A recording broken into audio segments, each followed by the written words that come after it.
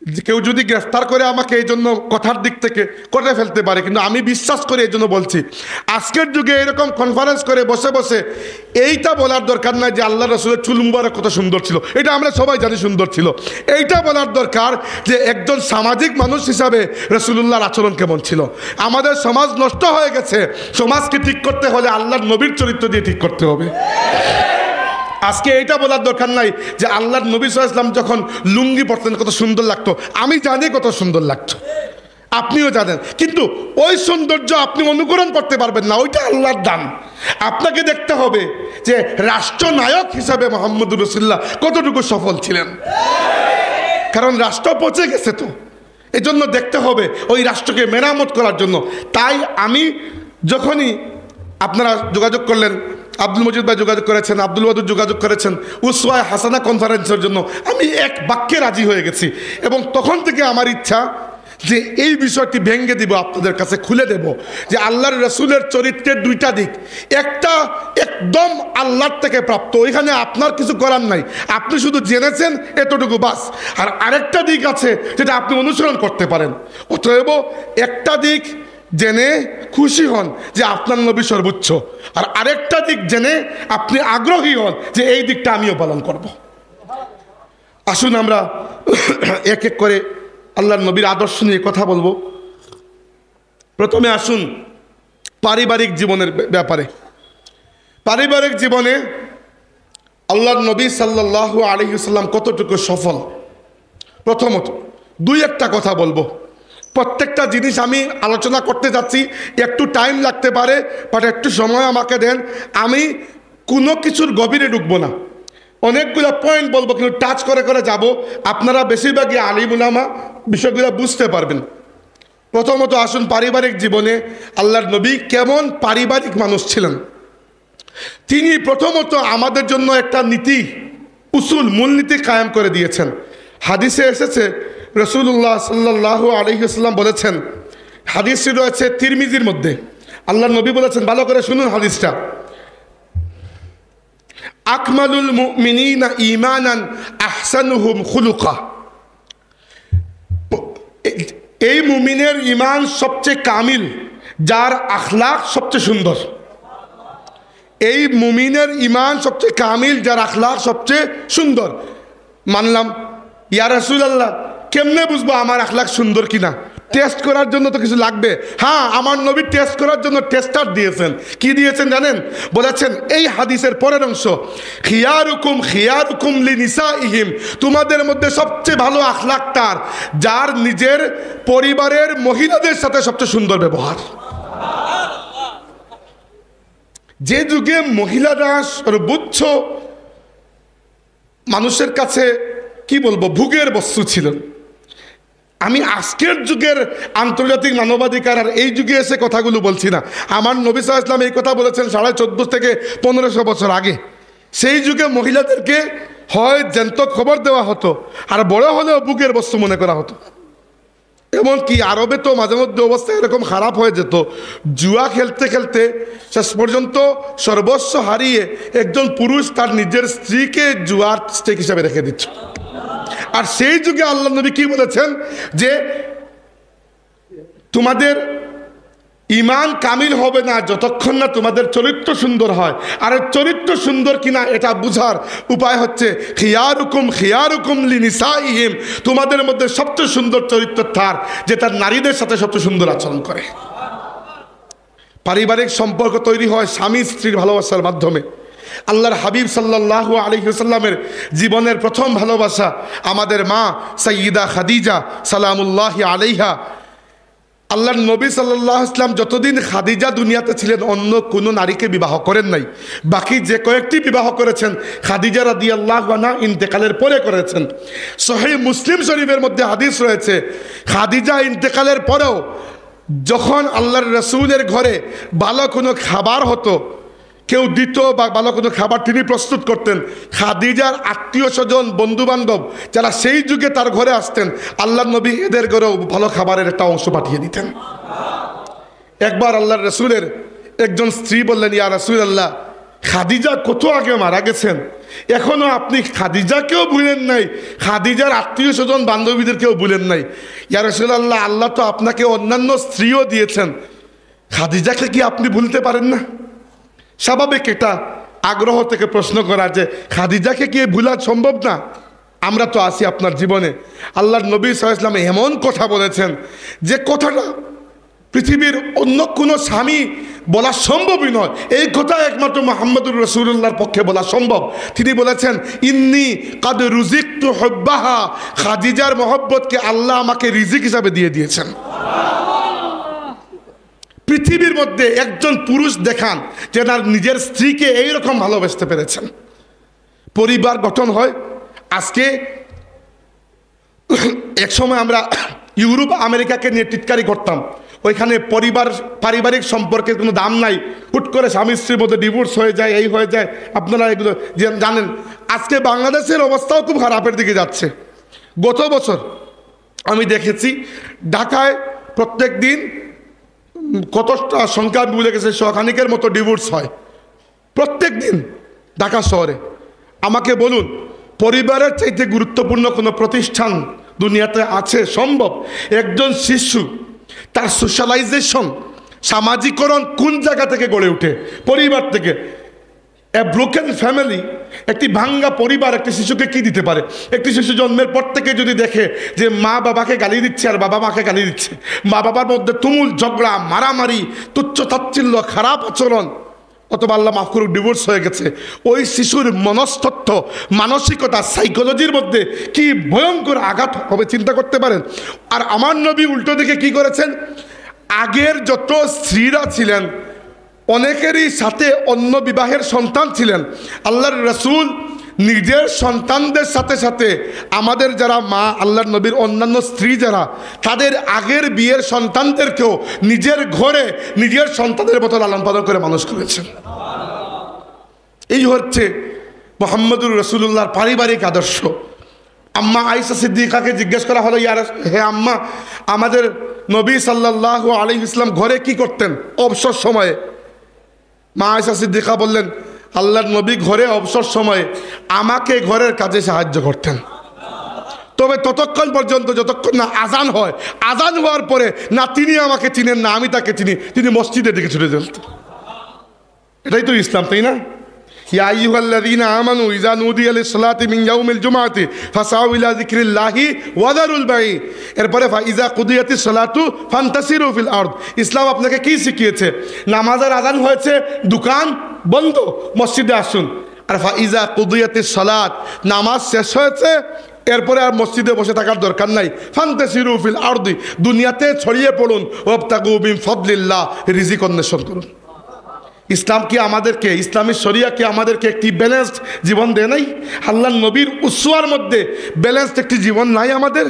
আমরা পরিবার গঠন করব, কেন আমরা আমাদের পরিবারগুলো আজকে ভেঙে যাচ্ছে? শিশুর মনস্তত্ত্বের মধ্যে আমরা যদি ইসলাম প্রবেশ করাতে না পারি, বড় হয়ে খুব কঠিন বিষয় হয়ে যায়। আমি সৌভাগ্যবান এজন্য যে আমি ফুলতলি সাহেবের পরিবারের সদস্য। আমাদের বাড়িতে, আমাদের পরিবারের ছোটকাল থেকেই কমসে কম নামাজের প্রতি যে একটা বাধ্যবাধকতা, নামাজ পড়া ইজ নট এন অপশন, পড়তেই হবে, কোনো অপশন নাই এখানে। আর তো আমার এখন নামাজ অভ্যাস হয়ে গেছে, সহজ হিসাবে এটা দৈনন্দিন রুটিন। এখানে আলাদা করে যে একটা অ্যাটেম্প নিয়ে পড়তে হয় এরকম কিছু না, অভ্যাস আমার রুটিনের মধ্যে যেরকম খাওয়া আছে, ঘুম আছে, হয়ে গেছে। কি জন্য? আমি সারা জিন্দগি আমার বাবা মাকে দেখেছি নামাজ পড়তে, তাদের বড়োদেরকে নামাজ পড়তে, টাইম মতো আমার বাবা মা আমাকে নামাজ পড়িয়েছেন, এই জন্য অভ্যাস হয়ে গেছে। এবার দেখেন, একটা শিশু যদি ছোটোকাল থেকে নামাজি না হয়, সত্যবাদী না হয়, আমানতদার না হয়, মানুষের সাথে আদবের আচরণ করতে না পারে, আজকের তারুণ্যের মধ্যে বেয়াদবির একটা প্রবণতা আপনারা লক্ষ্য করেছেন? এটা কি জন্য হয়েছে জানেন? এটা হয়েছে উসওয়ায়ে হাসানা থেকে সরে যাওয়ার কারণে। নইলে তো আমরা আহলে তাসাউফ, আমরা তো তাসাউফকে অনুসরণ করি, আর তাসাউফের মূল সারমর্ম হচ্ছে আদব। এটা তো জানেন। সরে যাচ্ছে কি জন্য? কারণ তাসাউফ বলেন, দিন বলেন, শরিয়া বলেন, সব কিছুর নূর যেখান থেকে আমরা নিয়ে আসবো, ওই নূরের চ্যানেলের সাথে আমাদের কানেকশন কমে গেছে, আর কিছু না। অতএব হাজির, পরিবার গঠনে আল্লাহর রাসূলের আদর্শগুলো অনুসরণ করুন। আমার এখানে এতটুকু পর্যন্ত ওয়াজ করা বয়ান করার পরে আপনাদের কাছে অনুরোধ হচ্ছে, নিজের স্ত্রীর প্রতি সদাচরণ করুন। এক, দ্বিতীয়ত হচ্ছে ঘরের মধ্যে একটা সুন্দর পরিবেশ রাখুন, যেন বাচ্চার সাইকোলজি নষ্ট না হয়, বাচ্চার সাইকোলজি ঠিক থাকে। আর নিজের ঘরের মহিলাদের প্রতি সদাচরণ করুন। আমরা সব সময় এই জিনিসটা খেয়াল করি না যে ঘরের মহিলারা ততটুকুই কাজ করেন যতটুকু আমরা করি। হ্যাঁ, কাজের ক্ষেত্র কিন্তু আলাদা, কিন্তু কাজ অতটুকুই করে যতটুকু আমরা করি। কি জন্য আমরা কখনো তাদেরকে অ্যাপ্রিসিয়েট করতে পারি না? চিন্তা করে দেখেন একবার, রাসূলুল্লাহ সাল্লাল্লাহু আলাইহি ওয়াসাল্লাম তার স্ত্রীদেরকে কতটুকু যত্ন করতেন, এবং আল্লাহর রাসূল শুধু যে মহব্বত করতেন তা নয়, সম্মানও করতেন। একবার আয়েশা সিদ্দিকা রাদিয়াল্লাহু আনহা রাগ করে একটু বাসন ভেঙে ফেলেছিলেন। আল্লাহর নবী সাল্লাল্লাহু আলাইহি ওয়াসাল্লাম কিচ্ছু বলেন নাই, শুধু বলেছেন, আয়েশা এই বাসনগুলো তোমার নয়, অন্য আরেকজন দিয়েছে, তাকে তোমার নিজের ভালো বাসন দিয়ে এইটা সাবস্টিটিউট করে দেখো। কারণ আল্লাহর রাসূল বুঝেছেন মাঝে মধ্যে মানুষ রাগ করতে পারে। তো আমাদের পরিবারগুলো যদি আমরা আল্লাহর রাসূলের উসওয়া অনুযায়ী সাজাই, তাহলে আমাদের পরিবারে কি ডিভোর্সের সংখ্যা বাড়বে না কমবে? কমবে ইনশাআল্লাহ। এবার আসুন সমাজ সম্পর্কের দিকে। সমাজে আজকের যুগের সবচেয়ে বড় প্রতিবন্ধকতা হচ্ছে যে আমরা সোশ্যাল মিডিয়া ইউজ করি, কিন্তু পরে দেখা যায় খালি মিডিয়া সোশ্যাল আর হতে পারলাম না আমরা। মানে আমরা শুধু সোশ্যাল মিডিয়া থেকে মিডিয়াটাই নিয়েছি, মিডিয়াটাই ইউজ করি, কিন্তু সামাজিক মানুষ হওয়া কাকে বলে সেটা আস্তে আস্তে আপনিও ভুলে যাচ্ছেন, আমিও ভুলে যাচ্ছি। এই কথাটি আমার থেকে কম বয়সী যারা, আপাতত যারা আন্ডার 32 এখনো পর্যন্ত, তাদেরকে বলছি যে আমাদের থেকে বড় যারা, তারা এমন যুগ পেয়েছেন যে যুগে অ্যান্ড্রয়েড ফোন ছিল না। কিন্তু আমার চেয়ে ছোটো যারা, তারা এরকম কোনো যুগ পান নাই যে যুগে অ্যান্ড্রয়েড ছিল না। জন্মের পর থেকে আপনি অ্যান্ড্রয়েড বা আইফোন দেখে আসছেন। এবার এই যে আমাদের অ্যাটেনশন সমাজের মূল ধারা থেকে সরে 24 ঘন্টা মোবাইলের ভেতরে ঢুকে গেছে, এর ফলে কি হয় জানেন? আমরা সমাজকে প্রভাবিত করতে পারি না। আজকের দিনে চিন্তা করে দেখুন, বাংলাদেশের জনপ্রিয় অনেক ওয়াইজ আছেন, বক্তৃতা দিলে মানুষ 15-20 লাখ মানুষ হয়ে যায়। সবাই তো আর আমার মতো ছোটো বক্তা নয়, বড় বক্তাও তো আছে। এবার যে মাসলাকেরই হন না কেন, অনেক বড় আয়োজন তো হয়, কিন্তু এই মানুষগুলো আবার দেখা যাবে জনপ্রিয়তার দিক থেকে ঠিকই জনপ্রিয়, প্রভাবের দিক থেকে প্রভাবশালী নয়। বাংলাদেশে এখনও সেকুলাররা ইসলামপন্থীদের দিক থেকে অনেক বেশি প্রভাবশালী। অর্থাৎ আমি যেটা বুঝাচ্ছি, বাংলাদেশের যে কোনো গুরুত্বপূর্ণ সিদ্ধান্তে আলিম উলামার দাম কিন্তু এখনো খুবই কম না। কিন্তু আমরা মাঠে ঘাটে তো বলি কোরআনের শাসন কায়েম করতে হবে, সুন্নতের শাসন কায়েম করতে হবে, শরিয়া কায়েম করতে হবে, কিন্তু একটা রাষ্ট্রকে প্রভাব বিস্তার করতে হলে প্রথমে সমাজের মধ্যে প্রভাব বিস্তার করতে হয়। আপনি দেখেন আমাদের এখানে অনেক ইমাম আছেন, রাগ করবেন না আমার কথায়, আমি একটা ফ্যাক্ট বলছি।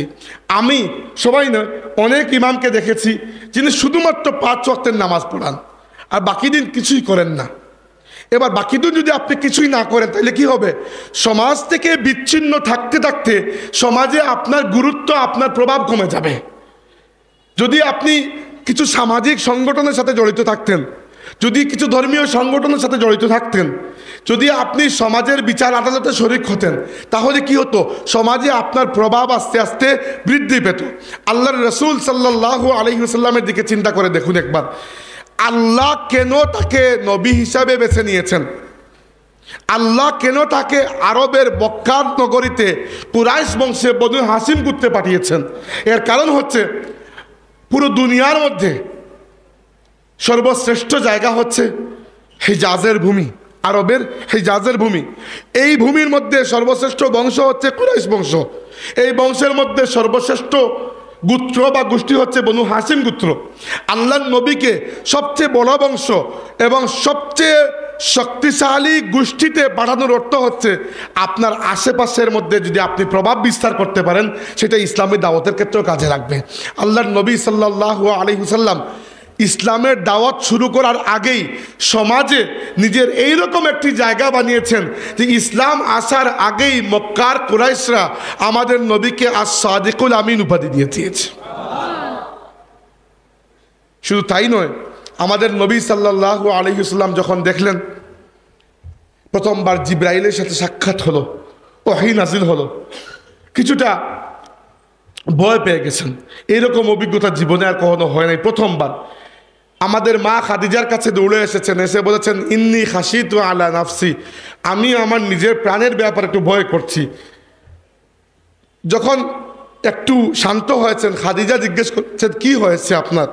আল্লাহর নবী খুলে বলেছেন যে আমি হেরা গুহায় ছিলাম, আমার কাছে কে একজন আসলেন, এসে বললেন ইকরা বিসমি রাব্বিকাল্লাযী খালাক। এইটা আমার সাথে প্রথমবার, এর আগে কখনো হয় নাই।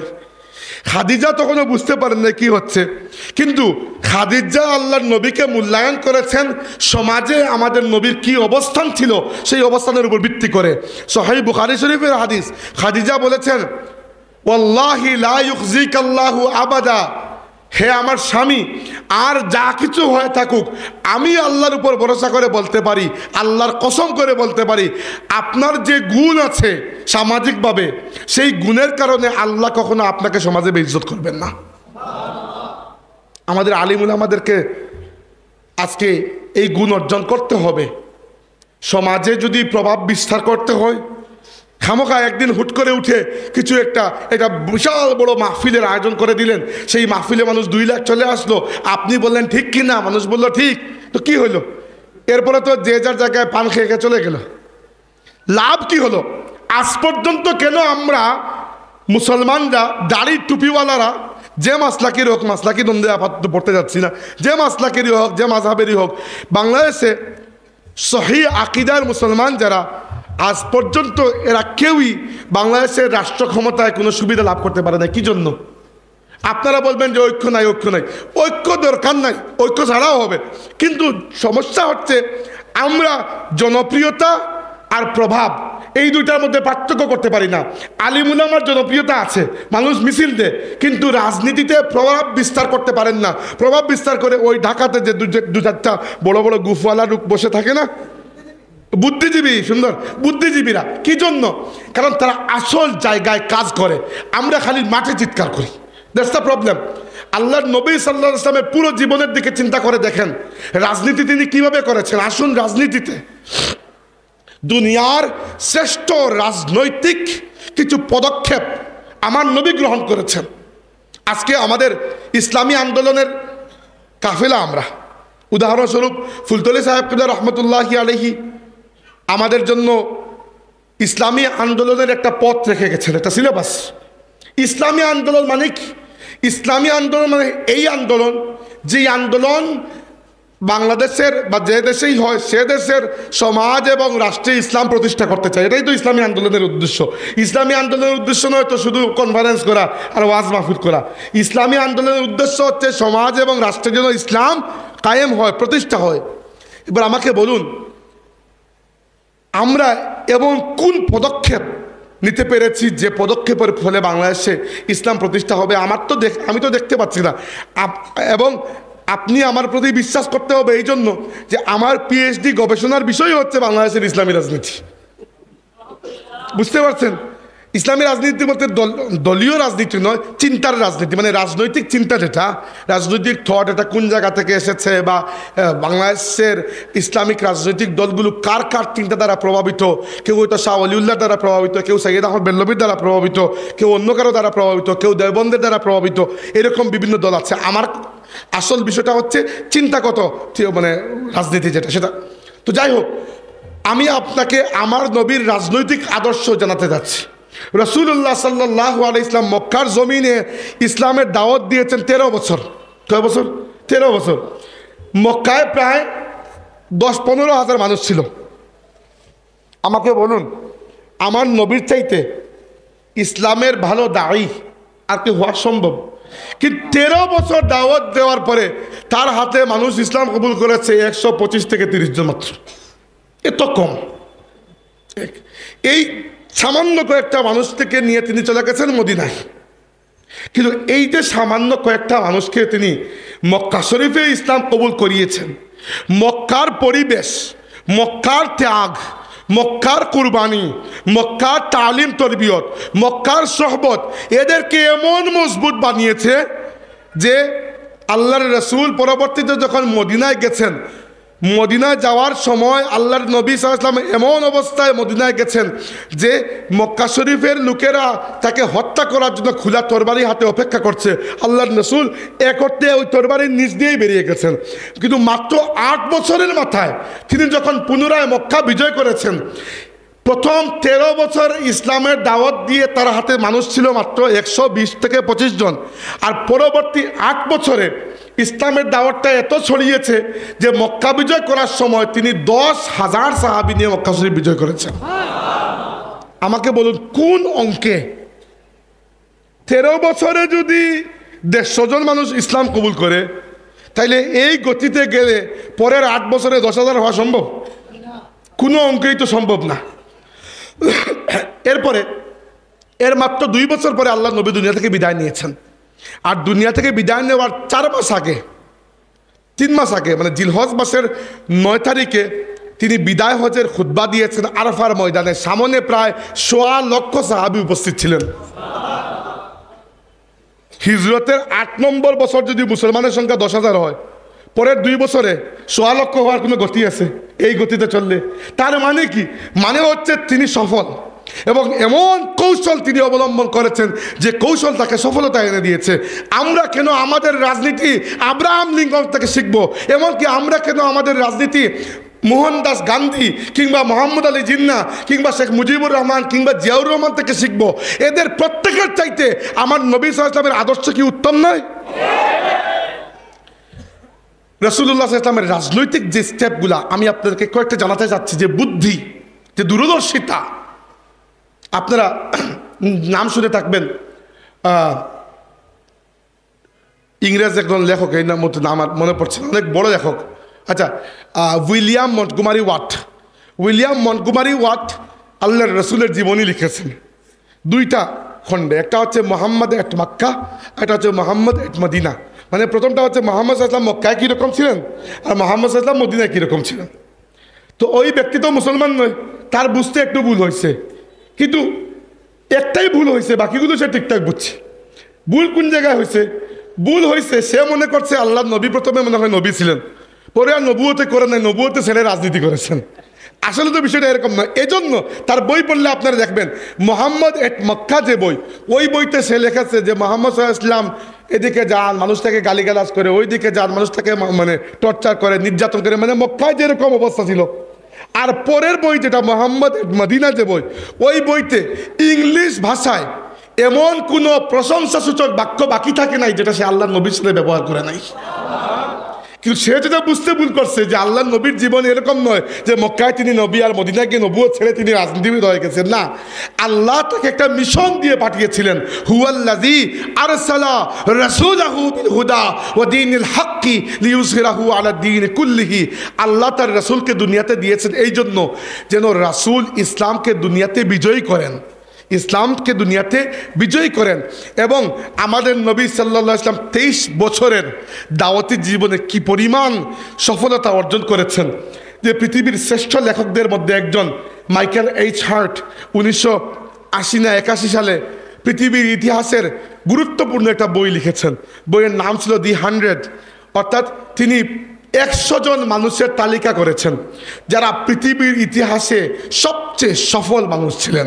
এবং এই 100 জনের তালিকা করার পরে তিনি যখন গ্রেড করেছেন, গ্রেড 1-এ নাম্বার 1-এ তিনি যে নাম রেখেছেন সেই নাম হচ্ছে আমাদের নবী সাইয়্যিদুনা মুহাম্মদুর রাসূলুল্লাহ সাল্লাল্লাহু আলাইহি ওয়াসাল্লামের নাম মুবারক। এবং তিনি বলেছেন যে আমাকে যদি ব্যাখ্যা দিতে হয় আমার এই সিলেকশনের কারণে, তাহলে আমি এই ব্যাখ্যা দিব যে মানব ইতিহাসে অন্য কাউকেই আমি পাই নাই যিনি দিনী এবং দুনিয়াবি উভয় ক্ষেত্রে এইরকম সফলতা অর্জন করেছিলেন। কিভাবে? আল্লাহ নবী সাল্লাল্লাহু আলাইহি ওয়াসাল্লাম মদিনায় গেলেন। মদিনায় যাওয়ার পরে তিনি গুরুত্বপূর্ণ 3টা কাজ করলেন, অতি গুরুত্বপূর্ণ। রাজনীতি যারা করবেন আমার নবীর কাছ থেকে রাজনীতি শিখে রাখুন। যারা সত্যিকার অর্থে চান যে বাংলাদেশে আল্লাহর দিন বিজয় হোক, আমরা চাই কি না? আমরা চাই কি না আল্লাহর রসুলের সুন্নত সিরাত অনুযায়ী এমন মানুষ আমাদেরকে শাসন করুক যারা রসুলুল্লাহর অনুসারী, আমরা চাই কি না? চাই। আমরা চাই আল্লাহর কিতাব এবং আল্লাহর নবীর সুন্নত অনুযায়ী এই দেশে বিচার কার্য হোক, আইন প্রণয়ন হোক, শাসন ব্যবস্থা কায়েম হোক। কিন্তু চাওয়া এবং পাওয়ার মধ্যে বিস্তর পার্থক্য আছে। আর ওই পার্থক্য যদি আমরা লাফ দিয়ে পার করতে হয়, আল্লাহর রসুলের উসওয়ায়ে হাসানা ছাড়া অন্য কোনো পদ্ধতিতে হবে না। যাওয়ার পরে প্রথমে তিনি যে কাজটি করেছেন, তিনি ইসলামের ঘর বানিয়েছেন, মসজিদে নববী। মসজিদে নববী হচ্ছে ইসলামের ঘর। অর্থাৎ মক্কা শরীফে মুসলমানদের বসার জন্য একটা ভালো জায়গা ছিল না, না কোনো অফিস, না কোনো দরসের খানেকা, না কোনো মাদ্রাসা, কিচ্ছু নাই। কাবা শরীফের সামনেও যখন নামাজ পড়তে হতো তখনও 360টা মূর্তিকে পার করেই নামাজ পড়তে হতো। আল্লাহর রসুল মদিনায় গিয়ে সর্বপ্রথম যে কাজটা তিনি করেছেন সেটা হচ্ছে তিনি আল্লাহর ঘর তৈরি করেছেন, ইসলামের ঘর তৈরি করেছেন। এইখানে আমাদের জন্য শিক্ষার বিষয় আছে যে আমরা রাজনীতিতে যাওয়ার পরে যাই তো ইসলামের ব্যানার নিয়ে, কিন্তু অনেক সময় যাওয়ার পরে, ক্ষমতা যাওয়ার পরে ইসলাম আর মনে থাকে না। বাংলাদেশে অনেক রাজনৈতিক দল আছে যারা শুধুমাত্র ইসলামকে রাজনৈতিক ব্যানার হিসাবে ব্যবহার করে, আছে কিনা না আমরা নিচ্ছি না, কিন্তু এদের রাজনীতি বা প্রতিপক্ষের প্রতি প্রতিহিংসা যেটা দেখলে বোঝা যায় না এরা ইসলামী রাজনীতিবিদ। দেখলে মনে হয় ওই বাকি দলগুলোর মধ্যে একটাই আর কি, নাম খালি ইসলামী। এইরকম হওয়া যাবে না। দিনকে কোনোভাবেই সেকেন্ড অপশন বানানো যাবে না। আল্লাহর নবী মদিনায় যাওয়ার পরে নিজের ঘর তৈরি করার আগে আল্লাহ ঘর তৈরি করেছেন। 2 নাম্বার, আল্লাহর রসুলের অসাধারণ মেধা, অসাধারণ বুদ্ধি।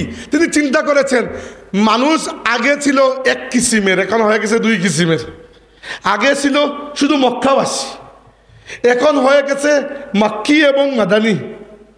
মাক্কিদেরকে বলা হয় মুহাজির, যারা মক্কা থেকে হিজরত করে এসেছেন, আর মাদানীদেরকে বলা হয় আনসার। এদের মধ্যে তো একটা দ্বন্দ্ব লাগা স্বাভাবিক, স্বাভাবিক না মানুষ হিসাবে। রাসূলুল্লাহ সাল্লাল্লাহু আলাইহি ওয়াসাল্লাম এদের মধ্যে যে পরিচয় মুহাজির আনসার, এটা ভাঙেন নাই, দরকার নাই, এটা থাকুক। এর উপরে মুহাজির, আনসার, মাক্কি, মাদানী, কুরাইশি নয়, এই সব কিছু ছিল। আল্লাহর নবী একটা পরিচয় কেউ ভাঙেন নাই, কিন্তু এর উপরে প্রত্যেককে একে অন্যের সাথে মুআখা অর্থাৎ ভ্রাতৃত্ব বন্ধনে আবদ্ধ করে দিয়েছেন। ইসলামে মুআখা বলে একটা জিনিস আছে, প্রত্যেক মুসলমান একে অন্যের ভাই ভাই। আল্লাহর নবী বলেছেন একজন আনসার একজন মুহাজিরের দায়িত্ব নেবে। এইভাবে রাসূলুল্লাহ সাল্লাল্লাহু আলাইহি ওয়াসাল্লাম ওই মুহাজির আনসারের মধ্যে একটা দ্বন্দ্ব ভবিষ্যতে লাগার যদি কোনো সম্ভাবনাও থাকতো, আল্লাহর নবী সেই সম্ভাবনাকে রদ করে এদেরকে ভাই ভাই বানিয়ে দিয়েছেন। আজকে আমরা চিন্তা করুন, আমরা খালি ঐক্য বলি, ঐক্যের জন্য একটা টার্গেট লাগে। ঐক্য করবেন কি আপনি, তাই না? ঐক্য করলেন, করে কোনো কাজ নাই, এই ঐক্য দিয়ে করবেনটা কি আপনি?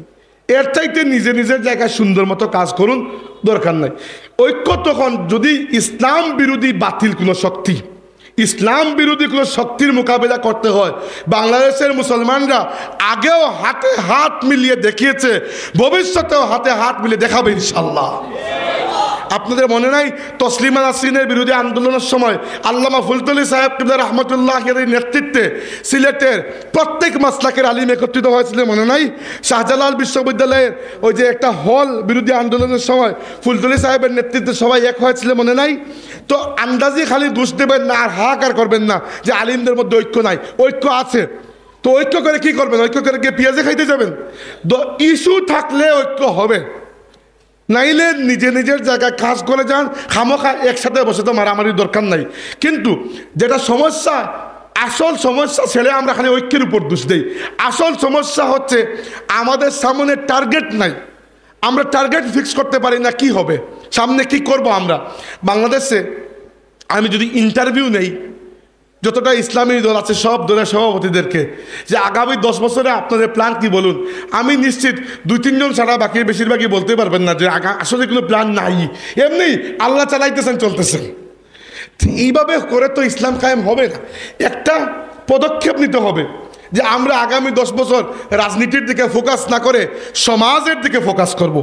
এরপরের 3 বছর রাজনীতির দিকে ফোকাস করব ইত্যাদি। আমি বলছি না যে ও আমারে জিজ্ঞেস করুন, আপনি নিজে নিজে তৈরি করুন, কিন্তু একটা সিলেবাস তো থাকতে হবে। আল্লাহ নবীর সামনে সিলেবাস ছিল কিভাবে 3, 4 এবং 5 নম্বর কাজ তিনি যেটা করেছেন, সুবহানাল্লাহ, অ্যামেজিং। এরকম রাজনৈতিক এবং অর্থনৈতিক সিদ্ধান্ত তিনি ছাড়া কেউ নিতে পারতেন না। 3 নম্বর কাজ, প্রথম কাজ কি, আল্লাহর ঘর তৈরি করা।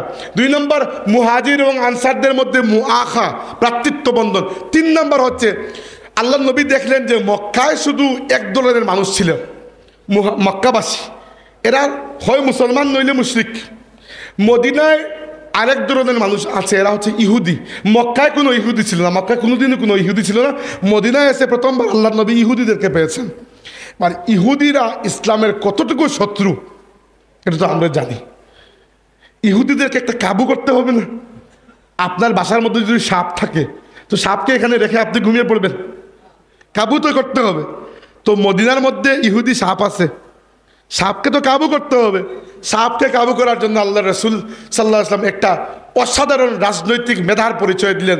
তিনি মদিনার সনদ প্রণয়ন করলেন এবং মদিনার সনদে তিনি ইহুদিদেরকেও স্বাক্ষরিত করতে বাধ্য করলেন যে মদিনার ব্যাপারে আমরা সবাই একমত। মদিনার উপর যদি কোনো আক্রমণ হয়, মদিনাকে রক্ষা করার দায়িত্ব যেভাবে মুসলমানদের সেভাবে ইহুদিদেরও। এই এক কাজ করার মাধ্যমে আল্লাহর নবী সাল্লাল্লাহু আলাইহি ওয়াসাল্লাম পৃথিবীর ইতিহাসে প্রথম সভ্য, সুন্দর, প্লুরালিস্টিক একটা সোসাইটি, একটা সমাজের ধারণা আমাদেরকে দিলেন এবং একই সাথে ইহুদিদেরকেও বাধ্য করে ফেললেন মদিনার আনুগত্য করতে, রাষ্ট্রের আনুগত্য করতে। যদি এটা না করতেন ইহুদিরা 2 দিন পরে পরে ষড়যন্ত্র করত। আজকে বাংলাদেশে একটা পট পরিবর্তন হয়েছে গত 5ই আগস্ট। এই পট পরিবর্তনের পরে নতুন একটা পট চলছে। সত্যিকার অর্থে কি আমরা আলিম উলামা এবং ইসলামপন্থীদের পক্ষ থেকে খুবই বুদ্ধিভিত্তিক রাজনৈতিক কোনো মেধার পরিচয় দেখেছি এখনো পর্যন্ত? আমার তো মনে হয় না, কিছুই তো দেখি নাই। একদল মনে হচ্ছে অনেকদিন খাইতে পারেন না, এখন খাবো, এরকম না? মসজিদের মাথায় আরেক দল আরেক কিছু করতেছে। মানে সেই রকম অর্থে খুব মেধাবী কোনো একটা পদক্ষেপ তো আমরা দেখলাম না। হ্যাঁ, ডক্টর ইউনূস মাঝে মধ্যে দেখান আমাদের আলিম উলামা যান, গিয়ে মাইকে কথা বলে চলে আসেন। এইগুলা হচ্ছে খুবই ছোটো লেভেলের কাজ। বড় লেভেলের কাজ আরও হতে পারে। আমি আপনাদের আলিম উলামার বিরুদ্ধে নয়, নাউজুবিল্লাহ, আমি আপনাদের পক্ষে, আমি আপনাদের ক্যাম্পেইনার।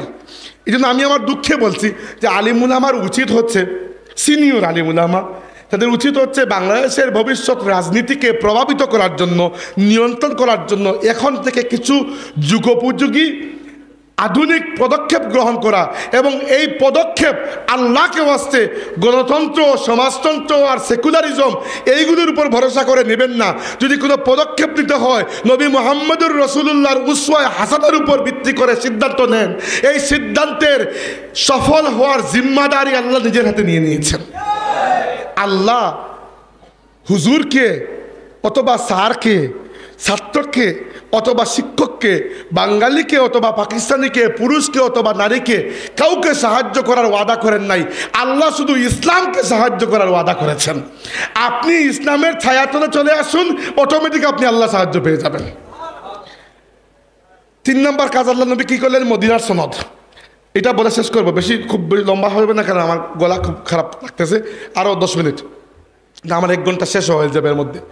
তো 3 নম্বর কাজ মদিনার সনদ। 4 নম্বর কাজ আমার নবী যেটা করাচ্ছে সেটা হচ্ছে তিনি দেখলেন যে মক্কাবাসীর এত পাওয়ার কেন। মক্কার কুরাইশদের রাজনৈতিক ক্ষমতা আরবের মধ্যে সবচেয়ে বেশি ছিল। তো এদের ক্ষমতার উৎস কি?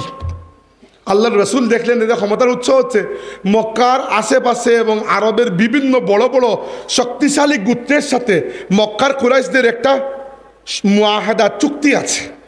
এই চুক্তির ফলে তারা অন্যদের কাছ থেকে সেফটি পায় এবং এটাই তাদের পাওয়ারের উৎস। আল্লাহর রসুল কী করলেন? আস্তে আস্তে যাদের সাথে মক্কার কুরাইশদের চুক্তি ছিল সবার সাথে রাসূলুল্লাহ মদিনা রাষ্ট্রের চুক্তি করতে শুরু করলেন। যেই মাত্র আল্লাহ নবী এদের সাথে মদিনা রাষ্ট্রের চুক্তি করতেন, কুরাইশদের সাথে এদের চুক্তি ভঙ্গ হয়ে যেত। এর মাধ্যমে তিনি কী করলেন? মক্কার কুরাইশদের রাজনৈতিক প্রভাবকে খর্ব করলেন। আর শেষ পদক্ষেপ তিনি যেটা করলেন সেটা হচ্ছে তিনি দেখলেন মক্কাবাসীর অর্থনীতি, বাণিজ্য, এই সব কিছুর জন্য দুইটা লাইন আছে। একটা হচ্ছে রিহলাতা শীতা আর একটা রিহলাতা সাইফ। একটা হচ্ছে শীতকালীন যাত্রা, একটা হচ্ছে গ্রীষ্মকালীন যাত্রা। আরবের উত্তর দিকে সিরিয়া, দক্ষিণ দিকে ইয়ামেন। সিরিয়া একটু ঠান্ডা, ইয়ামেন একটু গরম, তাই গরমের দিনে তারা ঠান্ডা অঞ্চলে যেত, আর ঠান্ডার দিনে গরম এলাকায়। এগুলাকে আল্লাহ বলেছেন ইলাফিহিম রেহলাতা সীতা ওয়া সাইফ। এই রেহলাতা সীতা ওয়া সাইফ যে দুইটা রাস্তা বা যে দুইটা জার্নি, এগুলার মাধ্যমে আল্লাহ তোমাদেরকে রিজিক দিয়েছেন, এগুলার উপর আল্লাহ তোমাদেরকে অভ্যস্ত করেছেন। তোমরা অভ্যস্ত এই জার্নিগুলো। আর মক্কাবাসীর জন্য এই সিরিয়া আর ইয়ামেনের সাথে ব্যবসা করা ছাড়া তাদের জিন্দগি চলবে না, কারণ মক্কায় কখনো কোনো ফল ফসল হয় না। রাসূলুল্লাহ সাল্লাল্লাহু আলাইহি ওয়াসাল্লাম কিছু সাহাবী পাঠালেন কি, যে ইয়ামেনের দিকে তাদের যে ব্যবসায়িক কাফেলা যাচ্ছে ওইটাকে তোমরা বাধা দিবে।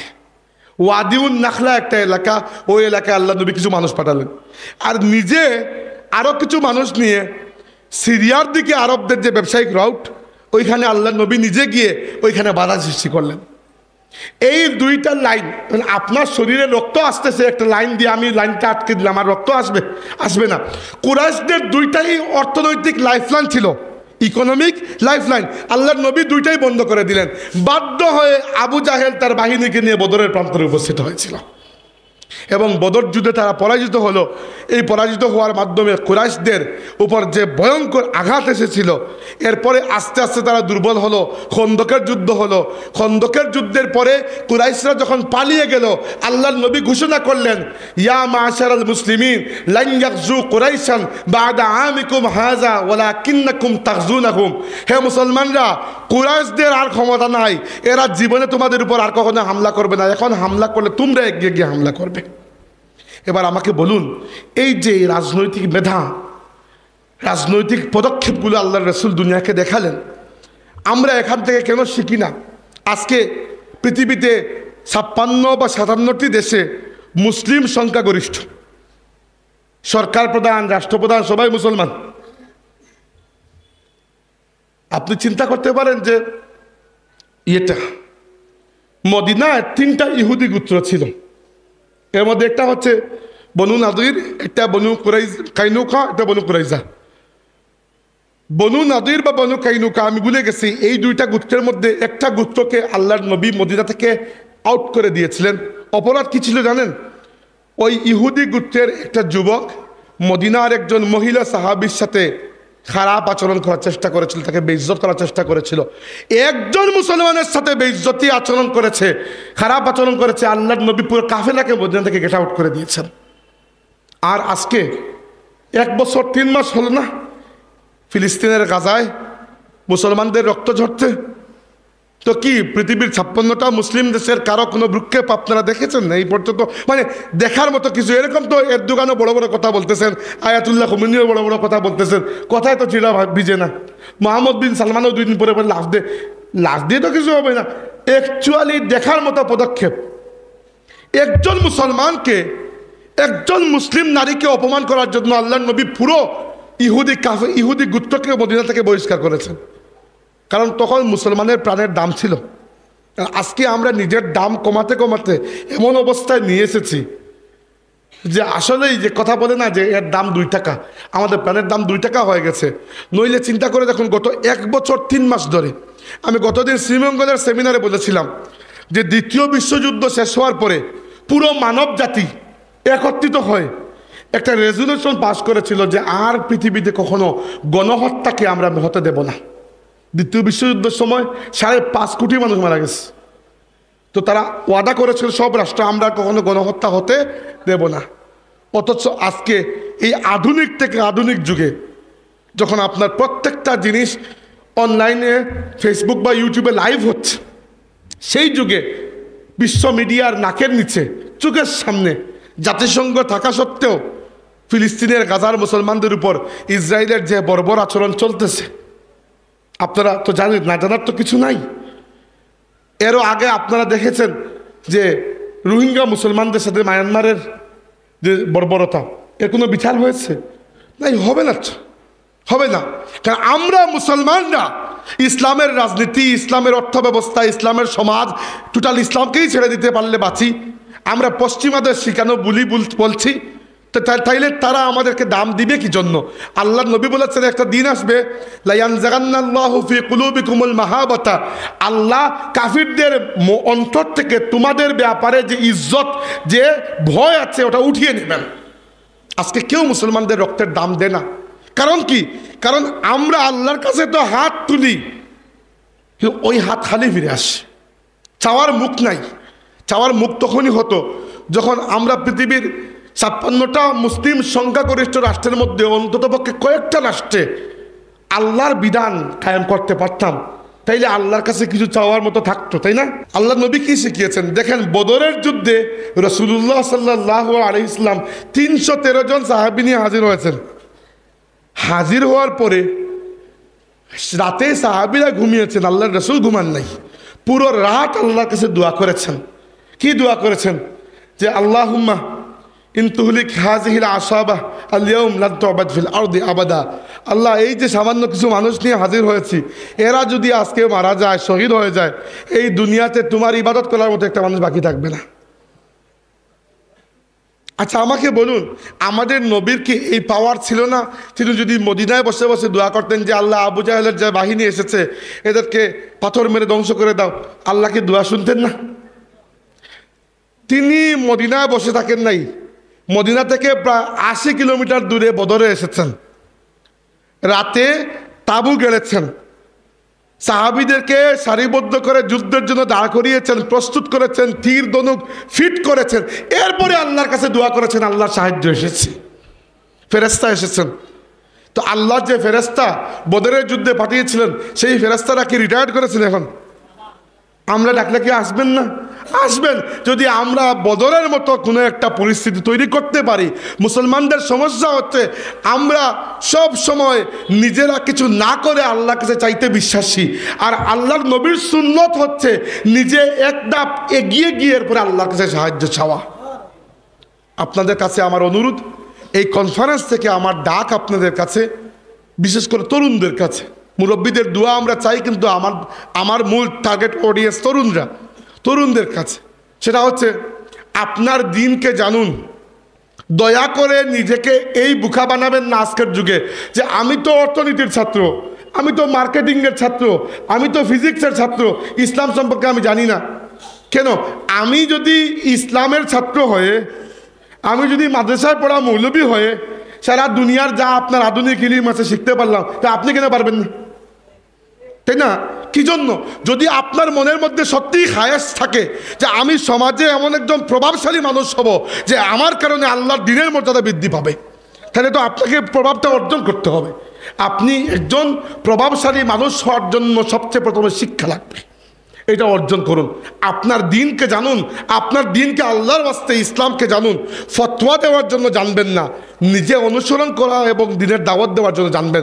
ফতোয়া দেওয়ার কাজ হচ্ছে ফকি, মুফতি, আলিম উলামার। এরকম নয় যে আজকে থেকে ফতোয়া দেওয়া শুরু করবো বলে নিয়ত করে আপনি বাংলা কিতাব পড়তে শুরু করলেন না। এরকম করলে নিজে গুমরাহ হবেন, অন্যকেও গুমরাহ করবেন। আপনি নিজেকে আল্লাহর দিনের দায়ী হিসাবে উপস্থাপন করার জন্য, আপনি নিজে ইসলাম পালন করার জন্য যতটুকু ইসলাম জানা লাগে আল্লাহর ওয়াস্তে এতটুকু ইসলাম আপনারা শিখুন। ইসলামী শরীয়তে মৌলিক আকীদা আহকাম যেগুলো, এগুলো যেন সবার জানা থাকে। এবং আপনাদের কাছে আমার অনুরোধ, যেন আগামী রমজান আসছে এই মার্চ মাসে, এর আগে যেন আপনারা প্রত্যেকে যারা পড়েননি আমাদের নবী সাল্লাল্লাহু আলাইহি ওয়াসাল্লামের কমপক্ষে একটা জীবনী গ্রন্থ আপনারা সবাই পড়বেন ইনশাআল্লাহ। যারা তরুণ তাদেরকে বলছি অবশ্যই পড়বেন। সিরাতের অনেক কিতাব আছে বাংলা ভাষায় লেখা, যে কোনোটা পড়লে হবে, কোনো সমস্যা নাই। কিন্তু কমসে কম আপনি যদি আপনার নবীকে জানার এতটুকু চেষ্টা না করেন, আজকের মাহফিল থেকে আপনার কিছুই শেখার নাই। দুই নম্বর হচ্ছে আপনার যে বন্ধু সার্কেল, ছোটো ছোটো সার্কেল যেগুলা, সেই সার্কেলগুলোতে ইসলাম নিয়ে স্বপ্ন দেখুন, ইসলাম নিয়ে কথা বলুন, যে আল্লাহর দিনকে এই জমিনে কিভাবে এগিয়ে নেওয়া যায়, আমাদের পূর্বসূরীরা কিভাবে নিয়েছেন। শাহজালাল কেন এসেছেন বাংলাদেশে ব্যবসা করতে এত দূর থেকে? আল্লাহর বান্দার কি গরজ ছিল? শুধুমাত্র আল্লাহর দিনের মায়া ছাড়া তার কিছুই না। ফুলতলি সাহেব কিলা রহমতুল্লাহ আলাইহি সারা জীবন কি করেছেন? কেন দারুল কিরাতের একটা বিশাল খিদমত তিনি সাজিয়ে গেছেন। এই মাথা ব্যথা উপরে না নিলেও তো হতো। তার কুরআন শরীফ তো শুদ্ধ হয়ে গিয়েছিল, তিনি কেন বাকি খামাখা চেষ্টা করলেন? সাইয়্যিদ আহমদ বেরলভী কেন বালাকোটের ময়দানে শহীদ হলেন? আল্লাহর দিনের জন্যই তো, বাহাদুর নাম লাগানোর জন্য তো নয়। তো এজন্য আপনার বন্ধু মহলে, আপনার ভাই মহলে দিনই আলোচনা করুন। আপনি বড় হয়ে ইসলামী অর্থনীতিতে কিভাবে অবদান রাখতে পারেন, ইসলামী রাজনীতিতে কিভাবে অবদান রাখতে পারেন। কেন আপনি রাজনীতি করবেন না? প্রত্যেককে ইসলামী আন্দোলনের সাথে যুক্ত হতে হবে। তালামিজ বলুন, আল ইসলাম বলুন, অথবা অন্য কোনো মানে আপনার উসওয়ায়ে হাসানা বা আসহাবে বদরিন, এই যে সামাজিক সংঘগুলো আছে, যে কোনো একটা সংঘের সাথে যুক্ত হন। লেখা শিখুন, বক্তৃতা করা শিখুন, এগুলো কাজে লাগে। আমি ক্লাস 3-তে পড়ার সময় প্রথম বক্তৃতা দিয়েছিলাম, মুখস্থ করে দিয়েছি, তাও ইংরেজি বক্তৃতা। কি দিয়েছি কিছুই বুঝি নাই, কিন্তু দিয়েছি। এই যে সাহস হয়েছে, এখন তো আর বেকার বেকার করেই দিন যায় আমার, এটাই পেশা হয়ে গেছে। কি জন্য বলছি, প্র্যাকটিস করুন। আপনি সমাজের মধ্যে একজন গুরুত্বপূর্ণ মানুষ হলে সমাজকে আপনি নাড়াতে পারবেন। ঢেউ সাগরের মধ্যে জাহাজকে নাড়াতে পারে, সাগরের উপরের ফেনা দিয়ে তো কোনো কাজ হবে না। আপনি ফেনা হবেন না, আপনাকে ঢেউ হতে হবে। এই জন্য ইসলামকে জানুন, প্রয়োজনীয় শিক্ষা অর্জন করুন, রাজনীতি করুন, আল্লাহর নবীর রাজনীতি, অর্থ ব্যবস্থার স্বপ্নে দেখুন, গড়ে তুলুন একটা সুদবিহীন, ভোক্তা বান্ধব, স্বচ্ছ অর্থ ব্যবস্থা কি আমাদের স্বপ্ন নয়? আমরা কি সুদী অর্থনীতির মধ্যে সারা জীবন থাকবো নাকি? না, এই দেশে এত ওয়াজ মাহফিল, এত আলিম উলামা, কি লাভ হবে যদি বাংলাদেশে আমরা একটা সুদমুক্ত ইসলামী অর্থনীতি প্রণয়ন করতে না পারি? কমসে কম এই অর্থনীতি নিয়ে পড়ুন, বিকল্প চিন্তা করুন। পৃথিবীতে ইউরোপ আমেরিকার মুসলমানরা সুদমুক্ত অর্থনীতির জন্য ইদানিং পদক্ষেপ নিচ্ছেন, মালয়েশিয়ায়, সৌদি আরবে, পাকিস্তানে। বাংলাদেশে কেন আমরা পারবো না? বাংলাদেশে কি আলিমুল আমার অভাব আছে নাকি? ইসলামী সমাজ কিভাবে হবে? আপনি ইসলামী সমাজের সারথি হবেন, আপনার পরিবার ইসলামী হবে, এটাই উসওয়ায়ে হাসানা। আল্লাহর নবী সাল্লাল্লাহু আলাইহি ওয়াসাল্লাম সবচেয়ে সুন্দর মানুষ ছিলেন, সন্দেহ নাই, কিন্তু ওইটা তো আমি অনুসরণ করতে পারবো না। অনুসরণ করতে পারবো, তিনি সবচেয়ে সুন্দর পারিবারিক মানুষ ছিলেন, সামাজিক ছিলেন, অর্থনীতিবিদ ছিলেন, রাজনীতিবিদ ছিলেন। দুনিয়ার এমন কোনো গুণ নাই যে গুণ আমার নবীর মধ্যে ছিল না। দুনিয়ার প্রত্যেকটি গুণের ক্ষেত্রে, দুনিয়ার প্রত্যেকটি মানবিক বৈশিষ্ট্যের ক্ষেত্রে মুহাম্মদুর রাসূলুল্লাহ উসওয়ায়ে হাসানা ছিলেন। আর এই উসওয়ায়ে হাসানাকে আমাদেরকে অনুসরণ করতে হবে। যা বললাম, আল্লাহ যেন এর উপর আমাদের সবাইকে আমল করার তৌফিক দান, আমরা বলি আমিন। আকুলু মা তাসমাউন ওয়া আস্তাগফিরুল্লাহ লি ওয়া লাকুম ওয়া লিসাইরিল মুসলিমিন ফাস্তাগফিরুহু ইন্নাহু তাআলা হুয়াল গফুরুর রহিম।